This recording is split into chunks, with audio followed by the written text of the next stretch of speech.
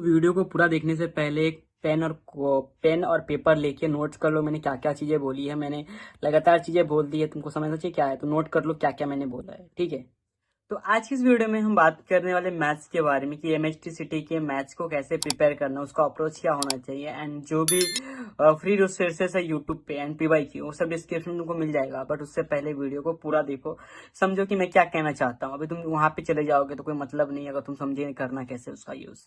तो सबसे पहले हम बात करते हैं एमएचटी सिटी के थ्योरी के लिए मैथ्स के। तो देखो, तुमको काम चलाओ थ्योरी देखना है यूट्यूब से, या अगर तुम क्रैश कोर्स में तो वहां पे तुमको करवाएंगे। अगर तुम यूट्यूब से कर रहे हो तो काम चलाओ थ्योरी तुमको करना है।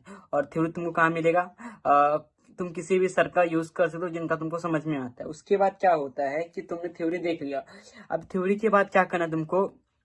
टीचर कैसे क्वेश्चन सॉल्व कर रहा है वो तुमको समझना है। लाइक टीचर को क्वेश्चन सॉल्व करते हुए देखो और उनके साथ क्वेश्चन सॉल्व करो, तो ही तो तुमको समझेगा कि क्वेश्चन को सॉल्व करने का अप्रोच क्या होता है।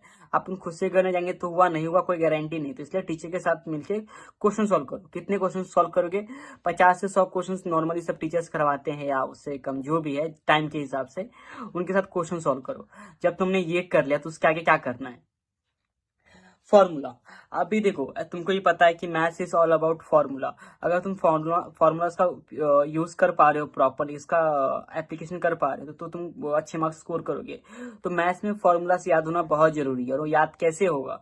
वो तुम बैठ के याद करने बैठोगे तो कभी नहीं होगा। तुम क्या करोगे? जो क्वेश्चन सॉल्व करोगे साथ साथ फॉर्मूला भी याद करते जाओगे। सब फॉर्मूला पे क्वेश्चन करोगे, उसको याद करोगे एंड अपना फॉर्मूला शीट बना के रखोगे और सुबह सुबह उठ के याद करोगे। जब तुम्हारा मन शांत रहता है, जब तुम कर सको, जब भी खाली टाइम मिले एक बार रिवाइज कर लो। डेली के डेली रिवाइज करो एंड साथ साथ क्वेश्चन भी सॉल्व करो।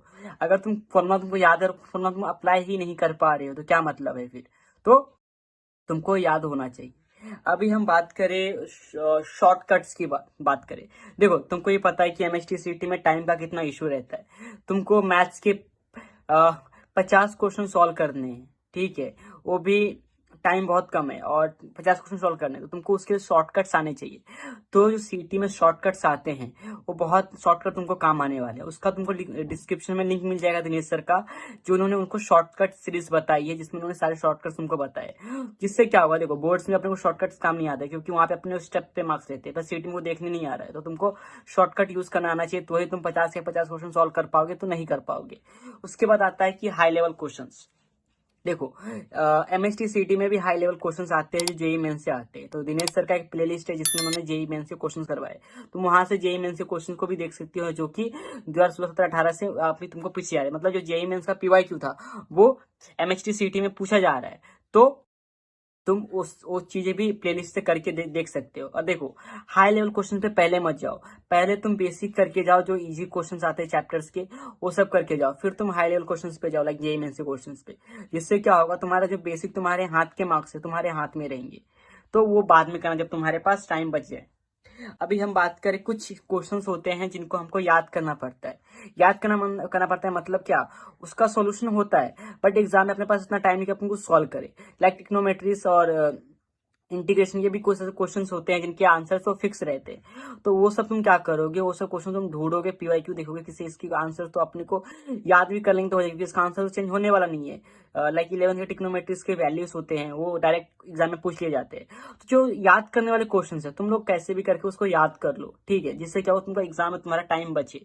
और उसको सॉल्व कैसे करना है वो भी सीख लो। लाइक अगर मान लो याद नहीं आता तुम सॉल्व कर लो, तुम्हारे वो जो हाथ के मार्क्स है वो नहीं जाने चाहिए। इतना सब कुछ हो गया।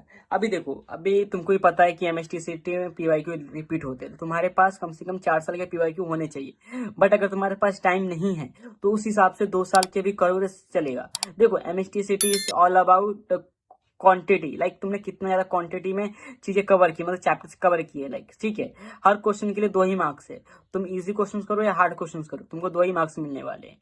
तो कोशिश करो ज्यादा से ज्यादा समय सिलेबस खत्म हो जाए। एक चैप्टर के 4 साल के पीरियड करने के चक्कर में तुम्हारा 5 चैप्टर छूट जाए तो उससे कोई मतलब नहीं है। तो उस हिसाब से तुम अपने आप को देखो तुम कहाँ पे लाइक करते हो, उस हिसाब से पीवाईक्यू करो, उस हिसाब से पीवाईक्यू करो।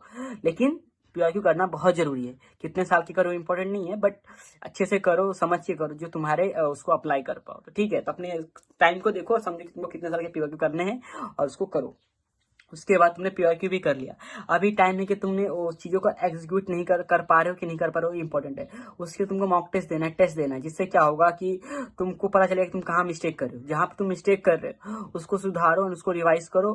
फॉर्मूला से अगर कुछ अलग फॉर्मूला आए, कुछ शॉर्टकट्स आए तो उसको करो। देखो एट द एंड तुम्हारी प्रैक्टिस मॉक टेस्ट से ही होने वाली है कि तुम क्या करने वाले हो एग्जाम में। तुमको समझेगा कि फॉर्मूला शॉर्टकट कैसे यूज करना है, तो मॉक टेस्ट देना बहुत जरूरी है।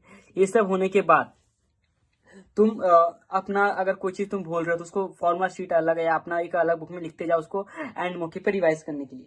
तो मैंने सब कुछ बता दिया ऑलमोस्ट। तो यही चीजें हैं जो चीज में भी मैंने बोली है, जो जो भी फ्री रिसोर्सेस है वो तुमको मेरे डिस्क्रिप्शन में मिल जाएगा। और इस वीडियो को देखने के लिए थैंक यू।